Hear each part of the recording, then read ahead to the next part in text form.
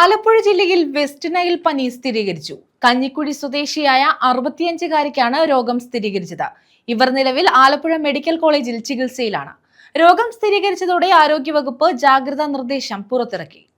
ആലപ്പുഴ ജില്ലയിലാണ് west Nile പനി സ്ഥിരീകരിച്ചത്. കഞ്ഞിക്കുഴി സ്വദേശിയായ 65-കാരിക്കാണ് രോഗം സ്ഥിരീകരിച്ചത്.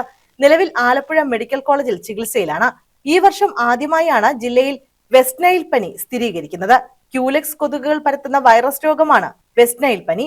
ദേശാടന പക്ഷികളിൽ കാണുന്ന ഫ്ലാവി വൈറസ് ആണ് കൊതുക് കടിയിലൂടെ മനുഷ്യരിലേക്ക് എത്തുന്നത്. വെസ്റ്റ് നൈൽ രോഗം സ്ഥിരീകരിച്ചതോടെ ആരോഗ്യവകുപ്പ് ജാഗ്രതാ നിർദ്ദേശം പുറത്തിറക്കി.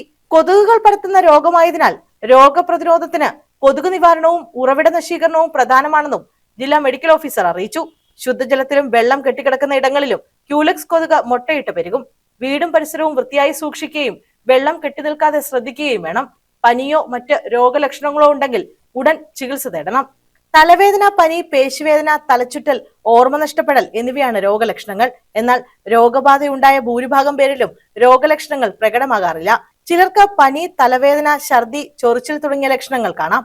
ഈ ലക്ഷണങ്ങൾ കണ്ടാൽ ചികിത്സ തേടണമെന്ന് ആരോഗ്യവകുപ്പ് അറിയിച്ചു. News bureau, Alappuzha.